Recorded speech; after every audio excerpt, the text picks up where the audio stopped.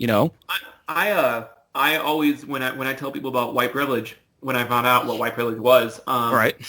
I always a lot of times when I draw a cartoon about white privilege, someone's like, "Oh, it's just because you have white guilt," and it's like it doesn't feel like guilt. It feels like anger because Hmm. who created Batman? No idea. No idea? Okay, that's fine. That's even better. That's so much Yeah. better. Okay.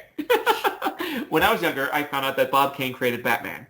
Mm. And then just recently, in the recent years, I think in my 20s, I found out that no, Bob Kane just took credit for creating Batman, that most of the creation was Bill Finger. There's even a documentary on Hulu called Batman and Bill, and it's all about one guy's devotion to getting Bill Finger the credit that he deserves. And the first time that they mention Bill Finger creating Batman is on Batman versus Superman, Batman v Superman, and that's a recent fucking movie. Wow. And so, I mean, Batman's almost what, a century old by now, or It's younger, or maybe like the 40s, 50s. yeah, and Damn. Bill Finger never got the credit that he deserved. Like and all he really wanted was, hey, can you put my name on it? And it's like Bob Kane's like, oh, but that would destroy the narrative of Batman created by Bob Kane. And I remember when I found out about Bill Finger, I was like, I was pissed off. I was angry that I perpetrated this fucking lie. And I feel like that's the same way with white privilege, where once I found out, when I found out that the medical community thinks that black people are tougher, that they can handle more pain, Yeah. I was Yeah. just like, what the fuck is this shit? What the hell?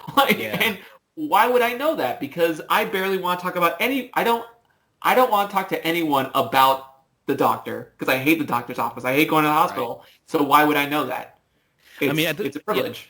And the thing is that it's not even strictly, white privilege is one element of that, but Sure, there's sure. also, but then there's also just the privilege of racism is not a or all kinds of identity and everything is not just one flat, kind of experience. You know what I'm saying? One person, even if they're aware of white privilege, is not going to get the same, somebody living in like LA or whatever, in Hollywood or whatever, is not going to experience the same kind of white privilege that's experienced by somebody in the middle of Arkansas. You know what I'm saying? At the same time, a black person isn't going to have the same discrimination pinned towards them in Arkansas that they would have in LA.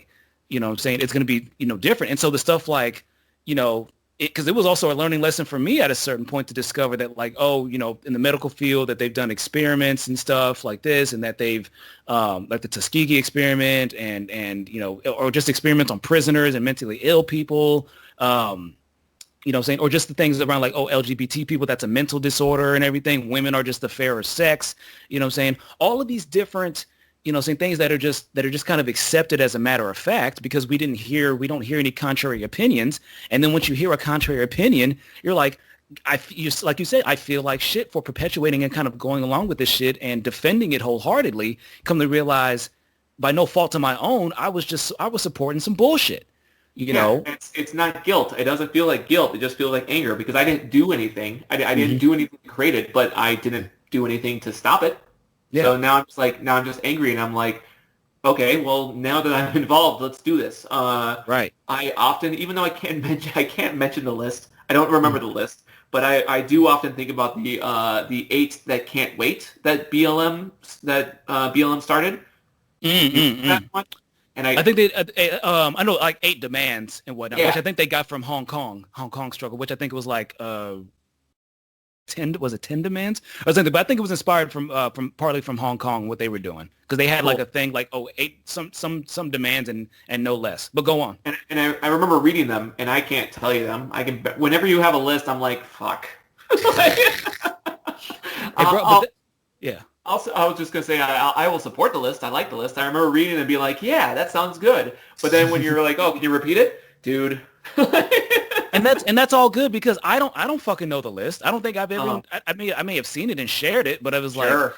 I didn't like memorize it. But that's the beautiful thing again, and like we touched about this, on when you interviewed me, right? Was, you said that like, okay, how do you want non-black people, especially white people, to talk about engage with blackness? I said what I want is them to become just as literate in their understanding as I am. Because if I'm not around, I want you to be able to essentially defend it in the way that I would. You know what I'm saying?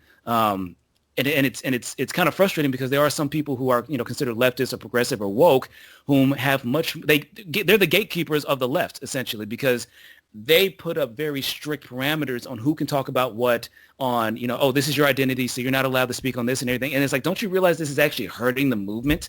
Don't you realize this is actually hurting the cause? Because the more that you put up these barriers to entry and shit and say that, like, no, you have to wait in here until, saying I can get this, person with the right identity markers to come in and address this situation and shit. That's not how, that's not really helping it. Saying it just creates another hurdle in which people see like, oh, I don't belong in this space, or I have to go through somebody else to be able to express myself. And if we don't like that shit, how are we going to ask somebody else to go along with it?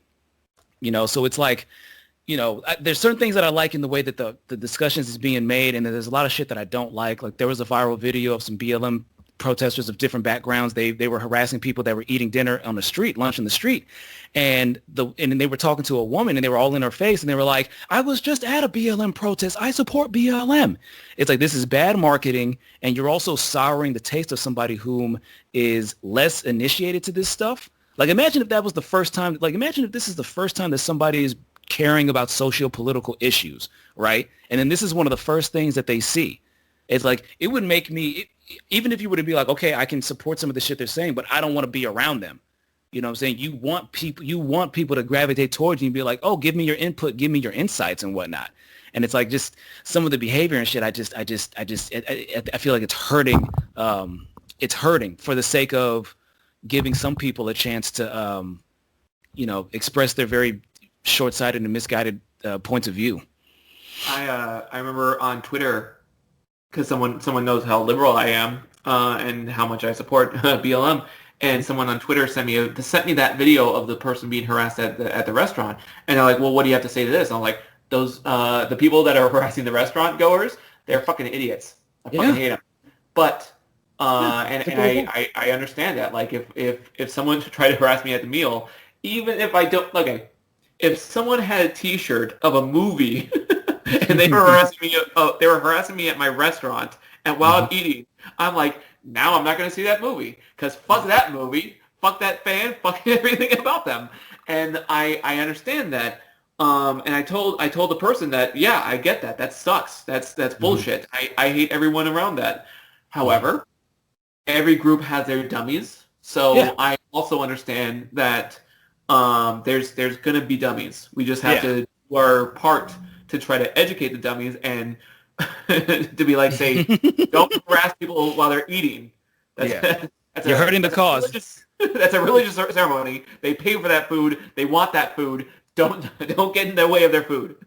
Jesus, you say religious ceremony, and it's just like, a lot of this stuff is very reminiscent of, to kind of go back to China a little bit when, Mao was in power and whatnot, the whole, not cancel culture, because that's our shit. That's what we turned it. But the, what was that shit? Struggle sessions. The struggle sessions where they were literally, I'm not sure how familiar you are with that, but it was basically. I'm looking forward to this. It was basically like the cancel culture of its time in communist China when they were like, if somebody doesn't speak the prescribed dogma of communism, the prescribed doctrine and everything, then we put a sign around their neck, we put them up on a fucking stage, we humiliate them, we talk down to them and shit, and we basically humiliate them and harass people until they say exactly what we want them to say. I would say that would be, I don't know. I don't know if I'd be able to survive that. I'd say that I would. I want to say that I would just because I just imagine myself with the sign, holding the sign and doing like a dance with the sign and making it seem like I'm okay with the embarrassment. Mm-hmm. I don't know. I just don't know. But see, you got to think about because that's because I was raised in this society where I can be dumb like that and be fine with that. I think that if I was raised in a different society, that would be not the same thing.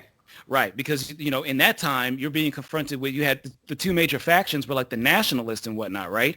And, our idea of nationalists, saying today is usually very negative and whatnot. But at that time, it's like Mao and the communists and everything, they were literally like destroying museums. They were destroying literature. They were destroying all the remnants of China and everything and saying that anybody who cares about this old shit and everything, get rid of them. Basically saying that like, oh, this is year zero. you know what I'm saying, the year of Mao and whatnot, and going forward. And the thing is, the stain of that still lives on in China, you know what I'm saying, where you have to go to places like Taiwan or outside of China to gain a level of understanding about certain elements of Chinese culture because it's been completely fucking erased, you know? And the thing is that I feel like a lot of people, especially when I hear people that talk about how great communism is, or they talk about, you know, how so much better other countries outside the U.S. are, it's like, yeah, let's be critical of our country and our culture and our society and everything, but also recognize the things that are being done right. You know what I'm saying? The United States and Europe and everything, and similar other westernized countries have made, yeah, while white supremacy has been very, you know, dominant and everything,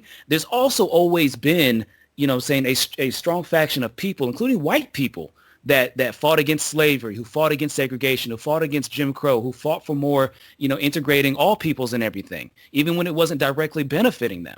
You know what I'm saying? Which is something that continues to this day. And so it's you know, when people get so caught up in just being anti this, being contrary and playing devil's advocate and whatnot, it's like, yo, y'all need to really go and look through the details of how shit played out for other people and why folks have such a visceral reaction when you bring up stuff like Viva la Resistance, communism, and Stalin was right, and Mao, you know what I'm saying, blah, blah, blah, blah, blah. And it's like, yo, it's like, y'all, not everybody benefited from that shit. As a matter of fact, most people didn't. But they don't want to really grapple with that. They want to stick to this narrative of like, we have something that's just anti what we're used to. And so let's just oppose this thing that we have just so we can be contrarian. It's like y'all don't always know what the consequences of that shit is going to be. Because to every movement that's trying to change shit or push things in a certain direction, there's always going to be the resistance movement. There's always going to be the backlash and shit, right? While left-wing shit has definitely been on the rise, a lot of progressive, you know what I'm saying, shit like that, what's also been on the rise is a lot of right-wing reactionary shit. Conservatism is also making a comeback. Fascism is making a strong comeback. You know what I'm saying? You even have like the FBI and the DHS and the CIA saying that, in law enforcement agencies saying, yeah, we have deep-seated problems with white supremacy in our ranks. You know what I'm saying? Everywhere. And